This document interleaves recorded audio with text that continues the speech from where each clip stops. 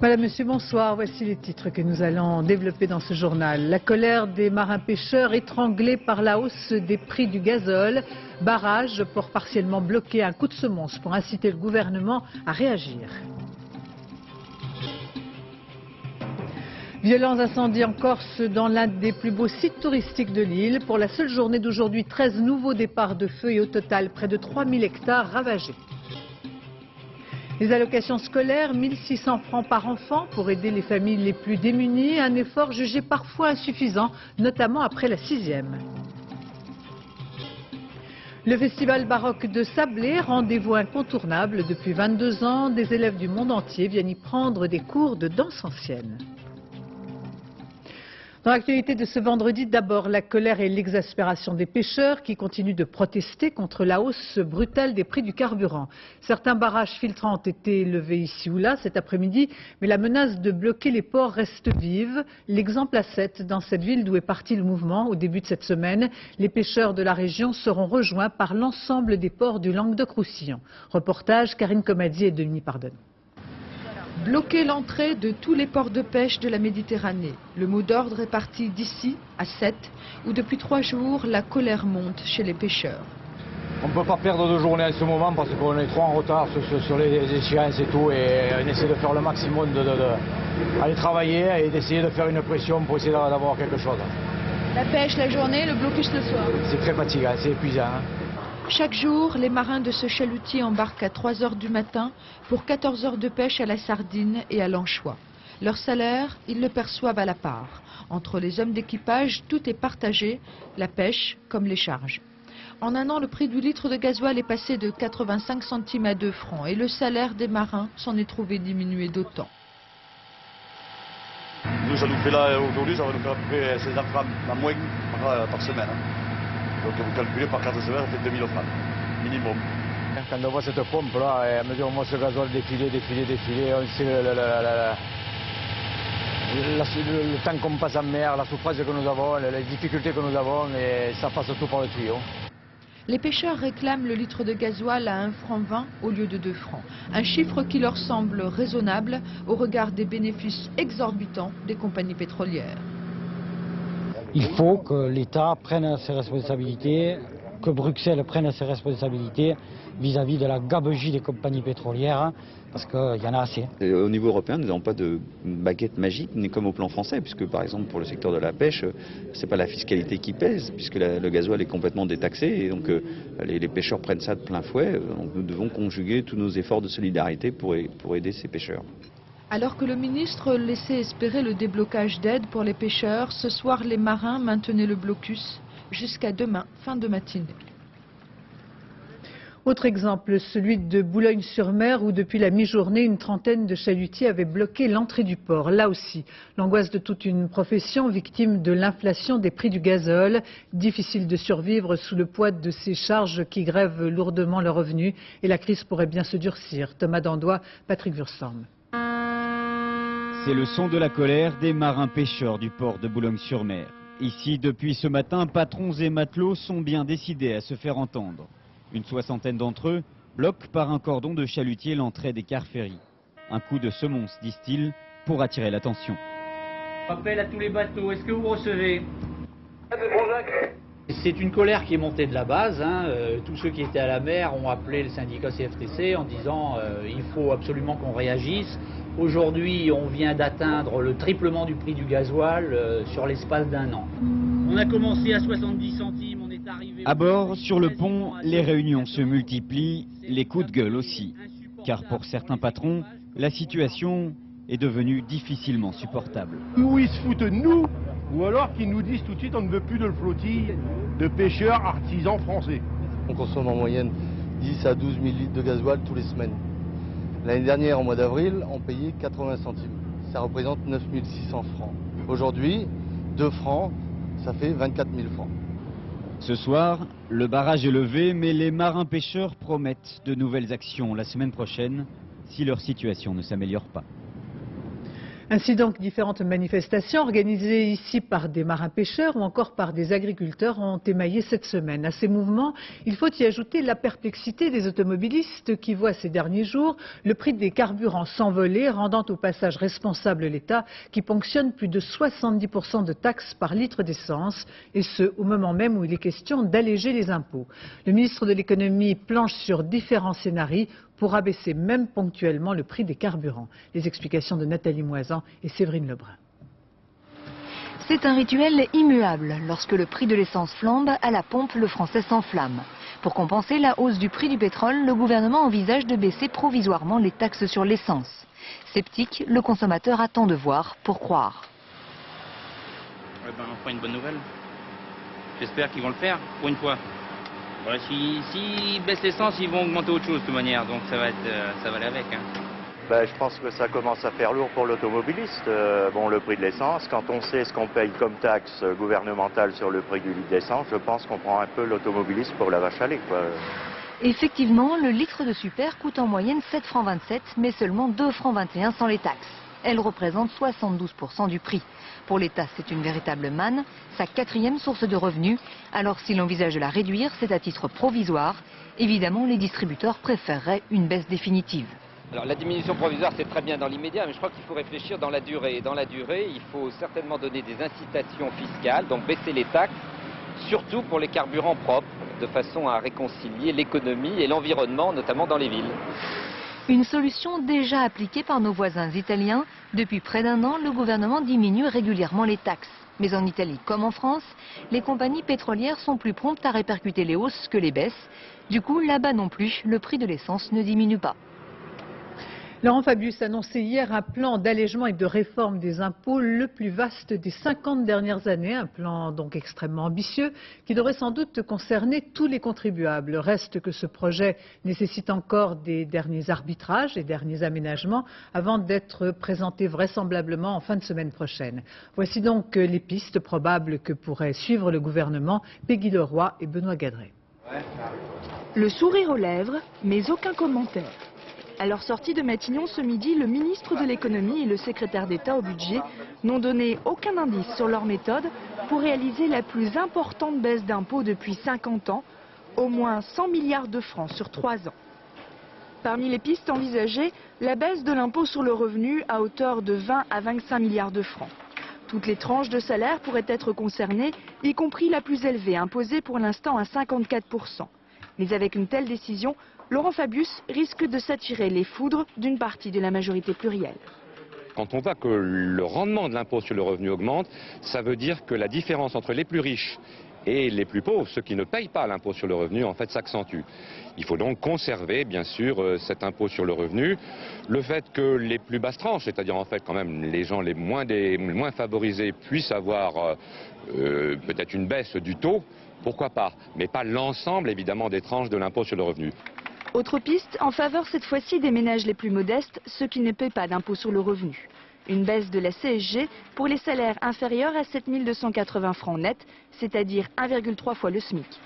La croissance est là, on doit pouvoir s'inscrire, comme on l'a fait depuis ces dernières années, dans une baisse d'impôts. Redistribution juste, c'est qu'elle doit profiter en priorité aux classes les plus défavorisées et aux classes moyennes. Laurent Fabius n'oublie pas les entreprises. Il réfléchit à une baisse de l'impôt sur les sociétés. Par exemple, la suppression de la surtaxe Juppé ramènerait l'impôt sur les bénéfices à 33,3%, un niveau encore bien supérieur à la plupart de nos voisins européens. La rentrée politique, après le premier conseil des ministres, se déroulait ce matin à Matignon, la réunion du gouvernement et dans chacun des esprits, l'hypothèse du départ de Jean-Pierre Chevènement qui a ouvertement marqué ses différences sur le dossier corse. Rupture, divorce à l'amiable, il faudra attendre le tête-à-tête entre le ministre de l'Intérieur et Lionel Jospin. Arnaud Boutet, Jacques Gérard. Des contractions affichées ce matin et humeur plutôt badine. Dominique Voynet et Guy Asquette en oublient presque leur querelle de début de semaine lors de l'université d'été des Verts. Mais aujourd'hui, celui que tout le monde attend, c'est Jean-Pierre Chevènement. Et comme à son habitude, le ministre arbore un large sourire en guise de réponse à toutes les questions. Alors, partira ou partira pas? Bref, tout le monde plaisante pour éviter d'aborder le cas de Jean-Pierre Chevènement. latéral équilibré, vous allez remplacer M. Chevènement au poste de ministre de l'Intérieur. Lors de cette réunion de rentrée, pas un mot sur la Corse, ni sur une éventuelle démission du ministre de l'Intérieur. Et à la sortie, un seul mot d'ordre. La politique fiscale. Je n'ai aucun sentiment. À bientôt. Très peu s'expriment. Jean-Luc Mélenchon, lui, préfère quitter la cour de Matignon et regagner son ministère pour apporter son soutien à Jean-Pierre Chevènement. S'il partait du gouvernement, c'est un très mauvais service qu'il rendrait à la gauche. Parce que nous nous trouverions divisés d'une manière absurde qui laisserait croire que les Républicains n'ont rien à faire dans ce gouvernement, ce qui est une absurdité totale. L'intéressé repartira comme il est arrivé, sans préciser aux journalistes quand il rencontrera Lionel Jospin en tête-à-tête, peut-être demain ou bien dimanche. L'un des plus beaux sites touristiques de la Corse, toujours menacé par les flammes. Désormais, ce sont près de 1000 hectares qui ont été décimés dans ces gorges classées de la Restonica. Un autre gros incendie attisé par la chaleur étouffante touche la forêt de la région de Vivario. Des renforts venus des Bouches-du-Rhône et partis ce matin devraient soutenir les pompiers corses à pied d'œuvre depuis plusieurs jours. Au total, ils devront lutter contre ces nouveaux départs de feu, 13 pour la seule journée d'aujourd'hui en Haute-Corse. Une véritable catastrophe écologique. Reportage sur place, Nathalie Jourdan, Virginie Liadou. Pierrot, il y en a une autre en bas.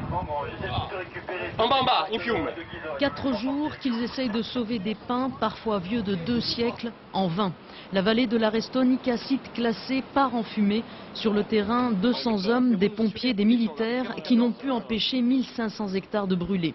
Le vent est tombé aujourd'hui, mais le feu progresse toujours. On a fait une reconnaissance tout à l'heure en hélicoptère. Il s'est très étalé. Donc là, nous faisons la protection et nous l'empêchons de sauter la route. On ne peut pas faire plus de toute façon. Le relief très escarpé rend l'accès difficile, voire impossible par endroits, et le salut ne viendra pas du ciel. La principale difficulté, c'est depuis le début, c'est l'aérologie difficile dans la vallée. Et donc l'impossibilité d'avoir des moyens aériens qui travaillent et qui nous appuient. La situation est aussi préoccupante dans la région de Vivario. Ici, c'est la fumée très épaisse qui rend les largages difficiles. Le feu a ravagé 1200 hectares depuis hier. Il progresse ce soir sur les villages de Muracciole, Ghisoni et Vivario. Mais les pompiers n'envisagent aucune évacuation pour l'instant. De nouveaux renforts venus des Bouches-du-Rhône vont leur prêter main forte. 500 hommes qui seront répartis sur les 2 fronts de la Restonica et de Vivario. Les secours estiment ce soir que les prochaines 48 heures seront déterminantes, d'autant que Météo France ne prévoit pas de pluie. Le soleil est désespérément rouge dans le ciel de Corse.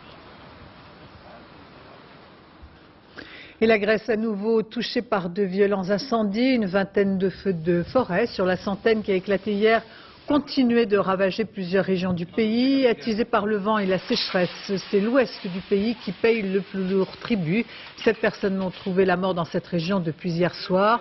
Les pompiers sont épuisés, une situation que les autorités jugent très alarmante. On est pire dans le nord et en Arcadie. Faute de carburant en raison d'un mouvement de grève, à Tahiti, 1 millier de passagers d'Air France et d'AOM sont toujours bloqués sur place. Des touristes qui ne cachent pas leur ras-le-bol. Gilane Barret. Les vacances paradisiaques se transforment en cauchemar pour plus d'1 millier de personnes. Les passagers d'AOM et d'Air France sont bloqués dans l'aéroport de Papeete depuis plusieurs jours à cause de la grève des avitailleurs, les pompiers du ciel. Nous, ça va être un petit peu la galère, oui, parce que c'était prévu de partir aujourd'hui, on a les bagages et voilà, je ne sais pas comment on va faire. Certains voyageurs ont déjà laissé éclater leur colère en occupant les locaux d'Air France et c'est la police qui a dû les évacuer. La compagnie vient d'annoncer qu'un avion plein de carburant arrivera demain matin à Papeete, sans préciser le nombre de passagers qui pourront monter à bord. L'attente est longue et inconfortable, les nuits d'hôtel ne sont pas remboursées. Dans l'éventualité où il était nécessaire de passer une nuit sur Papeete, rien n'était pris en charge par AOM, qui nous a renvoyé vers notre tour opérateur, qui lui également nous a confirmé que rien n'était pris en charge, donc il faut se débrouiller tout seul. Les revendications des grévistes portent sur des questions de sécurité et d'emploi. Le protocole d'accord proposé par la direction a été rejeté.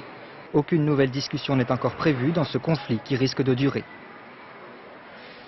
L'allocation de rentrée scolaire représente cette année 1 600 francs par enfant, permettant d'aider les familles les plus démunies.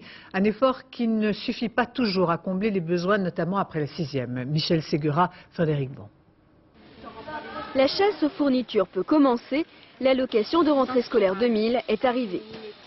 Cette année, 3,2 millions de familles toucheront cette prestation. En tout, ce sont donc 5,7 millions d'enfants qui sont concernés. Et pour ceux qui douteraient de la bonne utilisation de cette allocation, les chiffres sont là. C'est dépensé à 95% pour l'enfant. Donc les idées tournant autour du fait qu'il faudrait mettre en tutelle les familles, leur donner des bons d'achat, etc., elles ne tiennent pas la route. Spontanément, les familles dépensent pour leurs enfants. Depuis 1997, le montant de l'allocation n'a pas augmenté. 1 600 francs par enfant, un sérieux coup de pouce pour des familles aux revenus souvent modestes. Versée par la caisse d'allocation familiale, elle concerne les enfants âgés de 16 à 18 ans, avec le même montant pour tous, même si en fonction du niveau scolaire, les besoins ne sont pas les mêmes. Alors 1 600 francs pour l'ARS, on peut dire que c'est suffisant pour certaines classes et c'est insuffisant pour d'autres. Évidemment pour le primaire, 1 600 francs c'est suffisant, mais quand vous êtes en lycée et que vous avez déjà à peu près 1500 francs de livres à acheter, c'est insuffisant.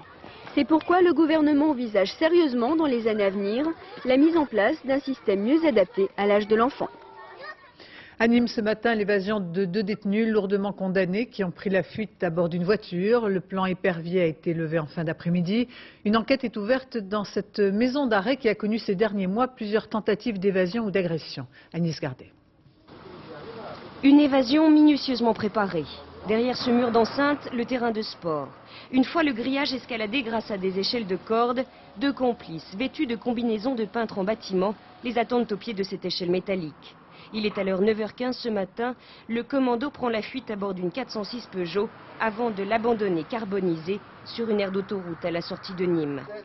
Pour le personnel pénitentiaire, c'en est trop. 8 en 8 mois, c'est le nombre d'évasions tentées ou réussies à la maison d'arrêt de Nîmes. Un mirador était découvert, c'est-à-dire qu'il n'y avait pas d'agent dedans parce qu'il y a un problème d'effectif. Et ils ont profité justement de cette carence pour pouvoir s'évader. Les surveillants ont bien essayé de riposter et user de leurs armes, en vain. Les 2 détenus âgés de 41 et 38 ans purgeaient 2 longues peines pour vol avec armes. Le plan épervier déclenché ce matin a été levé ce soir sans résultat. À l'heure qu'il est, les détenus courent toujours. Après l'accident de l'Airbus A320, les premiers enquêteurs internationaux arrivent dès ce soir à Bahreïn pour tenter d'élucider les causes de la catastrophe. Pour sa part, la compagnie Gulf Air continue de rejeter l'hypothèse de l'erreur humaine, pourtant largement privilégiée. Patrick Fandiou, Didier Rancoeur. Tout n'a pas encore été récupéré. Ce qui reste de la carlingue de l'A320 flotte encore dans les eaux du golfe de Bahreïn. Plongeurs et sauveteurs poursuivent leur collecte des pièces de l'appareil de la Gulf Air. Des pièces destinées aux experts franco-britanniques d'Airbus Industries. Ils entamaient ce matin leur enquête sur les lieux du crash. Chaque pièce est cruciale pour que les experts comprennent ce qui s'est réellement passé. La position du train d'atterrissage, du fuselage, des ailerons, chacune de ces parties de l'appareil est un élément de ce puzzle géant. Les enquêteurs vont surtout faire parler les boîtes noires. Dans ce caisson orange sont enregistrées toutes les conversations dans le cockpit. Un enregistrement qui permettra peut-être de savoir pourquoi le pilote a raté ses 3 tentatives d'atterrissage. Il n'avait signalé à la tour aucune défaillance technique et n'avait lancé aucun appel de détresse. Ce soir, lors d'une conférence de presse, la compagnie Gulf Air a rejeté l'hypothèse d'une grave erreur de pilotage. Pourtant, d'après plusieurs médias de la région, la vitesse de l'Airbus était trop grande au moment de l'atterrissage. Par 2 fois, la tour de contrôle l'aurait signalé à l'avion. À la 3e tentative, le pilote aurait effectué un court virage, mais il aurait alors perdu le contrôle de l'appareil parce qu'il allait trop vite. Il s'agit d'une procédure d'atterrissage, on doit respecter un plan d'approche et une vitesse d'approche. Et si par hasard on ne respecte pas bien ces vitesses à 10 ou 20 km/h près, on peut malgré tout se poser, mais il faut une longueur de piste un peu plus importante. Alors que l'enquête se poursuit, l'Émirat observe 3 jours de deuil. Prières aux morts et recueillement pour les familles des 143 victimes de la catastrophe. À ces familles, l'émir de Bahreïn a promis toute la vérité sur le crash. Près de 2 semaines après le drame du Koursk, bien difficile de connaître les causes exactes de la catastrophe. Au-delà du goût du secret cultivé à outrance par les militaires russes et au-delà des rumeurs les plus fantaisistes, les 2 hypothèses probables font état d'une collision ou d'une explosion. Le point d'une enquête opaque, Jérôme Benny. Lundi dernier, quand il n'y a plus d'espoir de retrouver des survivants à bord du sous-marin Kursk, l'amiral Popov, qui commande la flotte du Nord, fait amende honorable auprès des familles, après avoir affirmé qu'il se battrait toute sa vie pour regarder droit dans les yeux l'homme responsable de cette tragédie. Mais 13 jours après le naufrage, les familles des victimes restent dans l'ignorance de ce qui s'est vraiment passé dans les eaux de la mer de Barents. Côté russe, dès le surlendemain du drame, l'amiral Kouroyedov avance la thèse d'une collision du Kursk avec un bâtiment étranger. Un sous-marin américain, peut-on lire dans la presse moscovite. Washington dément. Le ministre russe de la Défense, Igor Sergeyev, soutient lui-même cette version de la collision. Lundi dernier, l'agence Interfax rapporte que des débris d'un sous-marin probablement britannique auraient été trouvés à 330 mètres de l'épave. Londres dément à son tour. Le jour de l'accident, un navire des services secrets norvégiens qui croise dans le secteur enregistre 2 explosions successives. Ce 12 août, le sous-marin participe aux grandes manœuvres de la flotte du Nord. Une explosion se serait alors produite dans la salle des torpilles, puis une deuxième explosion quand le submersible s'abîme au fond. Le Kursk venait d'être équipé de torpilles d'un nouveau type. Récemment, les Russes sont passés de torpilles à carburant solide à des torpilles à carburant liquide, plus dangereuses. C'est justement pour suivre un entraînement spécial sur ces nouvelles torpilles que 12 hommes supplémentaires, des civils et des militaires, auraient été embarqués pour la mission fatale. C'est ce qu'estime le quotidien Komsomolskaya Pravda, qui avance un chiffre de 130 victimes au lieu de 118. Beaucoup de questions auxquelles Vladimir Poutine n'a toujours pas de réponse. Le président russe affirme qu'il n'y aura pas de sanctions, que personne ne sera limogé avant une enquête approfondie. Et puis on apprend à l'instant qu'à Moscou, une explosion s'est produite en fin d'après-midi dans un immeuble, blessant 2 enfants. Entre lassitude et fragile espoir, la situation des otages de Jolo, alors que 2 hommes qui pourraient appartenir au groupe des rebelles ont été arrêtés. Ce soir, le président philippin Joseph Estrada ne confirme pas les rumeurs de libération qui ont couru aujourd'hui. Le point avec Dorothée Lyric. Pour le président philippin, c'est une visite officielle prévue de longue date. Mais après sa rencontre avec des enfants dont les parents ont été victimes de la guérilla dans le sud des Philippines, Joseph Estrada a dû répondre aux journalistes sur les dernières rumeurs de libération de plusieurs otages. Je ne peux pas confirmer cela. La semaine dernière, les négociateurs ont dit que les otages seraient libérés, puis il y a eu un contretemps et ils n'ont pas été relâchés. Donc je ne peux rien confirmer.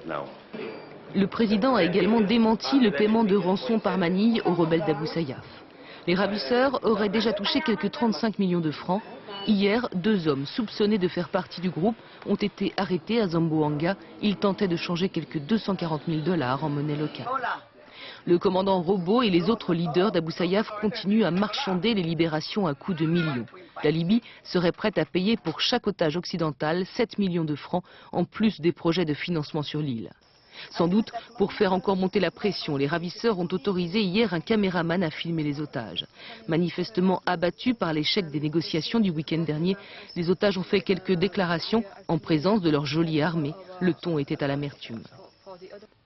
En réaction à la diffusion de ces images, le père de Sonia Wendling a accepté de s'exprimer aujourd'hui sur les rumeurs de prochaines libérations. On entend tellement de choses dans la journée qu'on est très inquiet de ce qui va se passer demain. Parce que je pense aujourd'hui qu'il n'y a pas seulement un problème de rebelles, il y a aussi un problème d'entente entre les personnes qui sont chargées à faire sortir les enfants. Quant à nos confrères de France 2 qui nous font régulièrement parvenir du courrier, ils continuent à témoigner de leur bonne santé, physique et morale.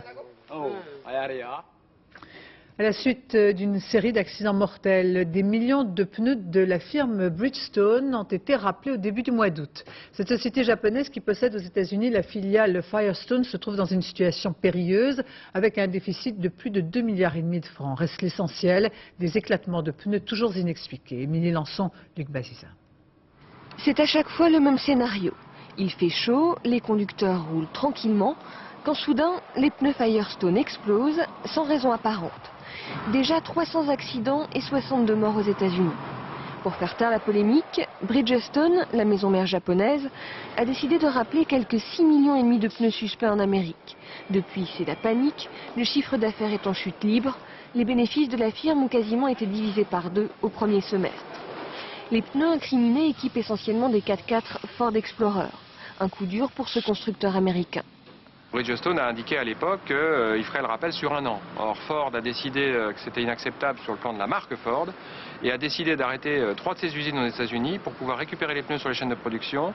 A fait appel aussi à d'autres constructeurs comme Michelin de manière à pouvoir effectuer ces changements de pneus le plus rapidement possible.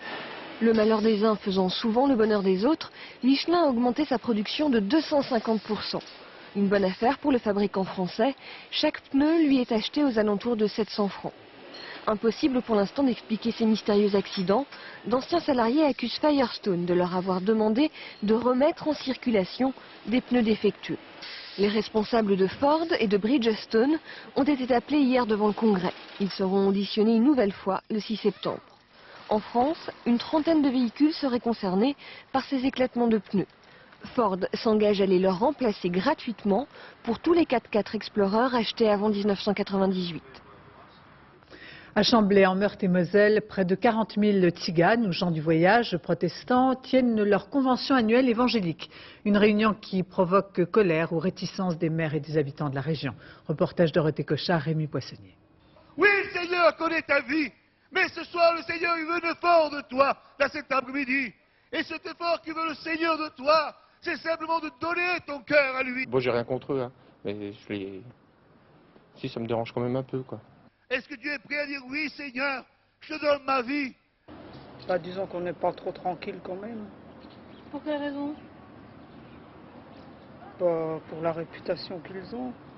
Est-ce que tu le sais que Jésus, il reviendra nous chercher? C'est les gens du voyage, ils ont leur mentalité et nous on a la nôtre. Il ne s'agit pas seulement de rites ou de culture. En temps normal, Chamblay compte 3700 habitants et ce sont plus de 30 000 tziganes qui déferlent ici pour leur rassemblement évangélique annuel. Les maires des environs sont en colère. On n'est pas adapté, on est dans le monde rural, on n'est pas une ville. On n'est pas adapté pour supporter 40 000 personnes. Par exemple, les petits médecins ruraux et pharmaciens ruraux ne peuvent pas soigner 40 000 personnes, c'est pas possible. On a pourtant développé des structures, eau courante, sanitaires, centres de secours temporaires, 400 gendarmes mobiles, tout pour rassurer les habitants. Qui viennent nous rendre visite ici sur le site et pour qu'ils puissent se rendre compte que c'est un rassemblement évangélique. On est venu pour prier Dieu, pour adorer Dieu et j'invite toutes ces populations à venir nous rencontrer. Invitation pacifique et visage rassurant. Pour les gens du voyage, l'heure est donc à l'apaisement, afin de retrouver, à défaut d'une intimité, une certaine communion spirituelle. Dans la Creuse, la disparition d'une petite fille de 4 ans depuis mercredi dernier. Les parents de Michaela sont des gens du voyage. Les recherches continuent avec l'appui d'une 60aine d'hommes aidés par des maîtres chiens. Et on apprend qu'une sandalette et le bermuda de la petite fille, qui a donc disparu mercredi, ont été retrouvés par 2 oncles de la fillette. Au chapitre environnement, cette surprenante découverte effectuée par un brise-glace dans l'océan Arctique. À travers les images que vous allez voir, le pôle Nord serait en train de fondre. Réchauffement de la planète ou courant marin, quand on reparle de l'effet de serre. Frédéric Vian, Valérie Rouet. Ce paysage polaire appartiendra bientôt peut-être au passé. Car le pôle Nord aujourd'hui, le voici.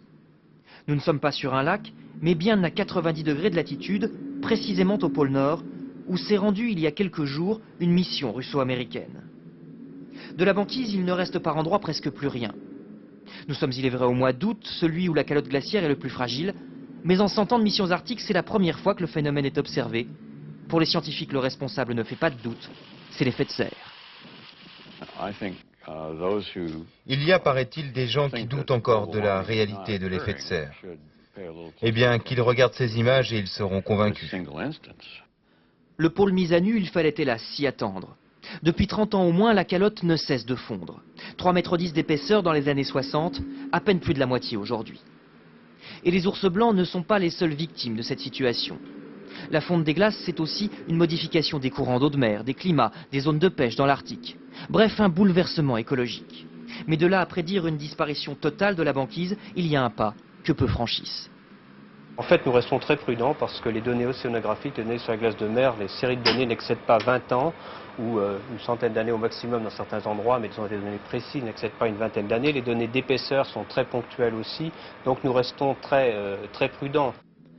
Incident climatique ou processus de long terme, impossible encore de le dire. Mais une chose est sûre, ces 2 dernières années sont les plus chaudes jamais enregistrées au-delà du cercle polaire.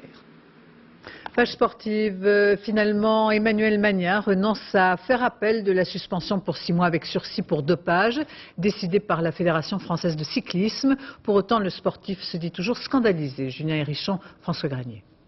À moins d'un mois des Jeux Olympiques, Emmanuel Magnin ne sait toujours pas s'il se rendra à Sydney.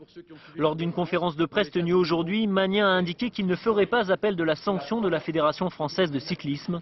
Une sanction de 6 mois de suspension, mais avec sursis.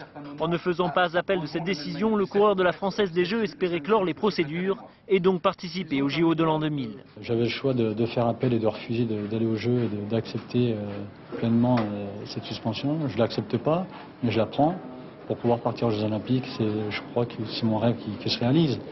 Mais aussi parce que ça fait vraiment 6 mois que je bosse dessus et que c'est dommage de gâcher 6 mois de boulot avec ça. Mais l'Union cycliste internationale vient juste d'annoncer vouloir faire appel de la sanction qu'elle juge insuffisante auprès du tribunal arbitral du sport.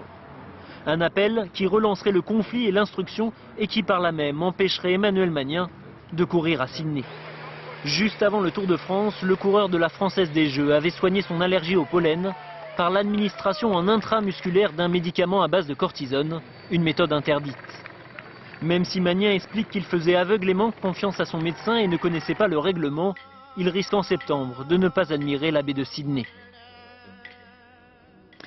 Et la flamme olympique à la vie dure sur sa route vers Sydney, à maintenant un peu plus de 2 semaines du début des Jeux. La flamme a été agressée par un jeune lycéen qui a tenté de l'éteindre avec un extincteur.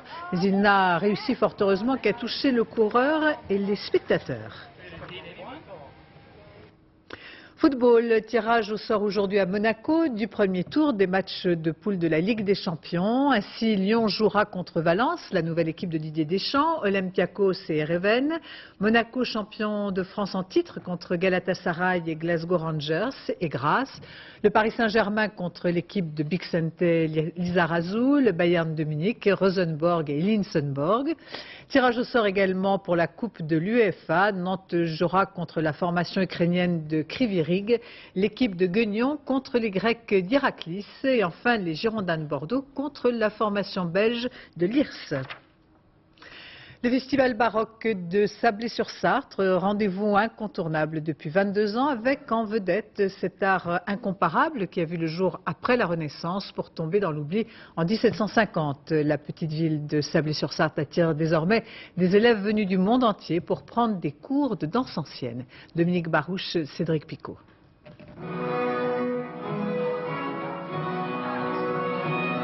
Tirer sa révérence, ça s'apprend ici. La révérence de 15e, que c'est comme ça, 1, 2, 3, 4, 5, 6. La révérence du 16e siècle, c'est 1, 2, 3, 4. Et la révérence baroque, c'est avec les pieds ouverts. Et bon, pour la fille, peut-être comme ça. Pour les hommes, c'est comme ça.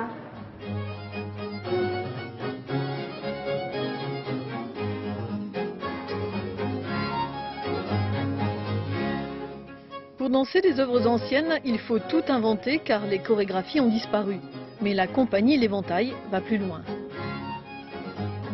Maintenant, peut-être qu'on va penser qu'on peut aussi créer des spectacles en utilisant tout ce répertoire, tout ce vocabulaire, toute cette esthétique, mais en étant en même temps créateur et pas forcément d'exhumer des œuvres du passé qui deviennent presque intouchables simplement par le fait qu'elles sont du passé.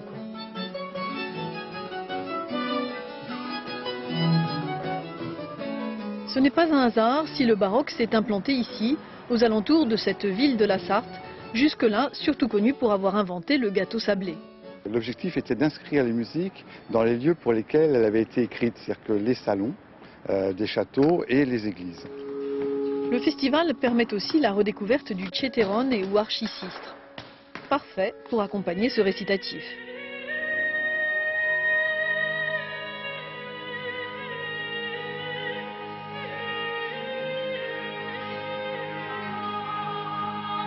C'était une époque de recherche, une époque de création intense où on allait dans toutes les directions, autant au niveau de la musique et de la création musicale que de la poésie, que de la peinture. Couronnement de 22 ans d'efforts, le ministère de la Culture vient de consacrer Sablé, première scène conventionnée en danse et musique ancienne. Ici, le baroque a la vie devant lui.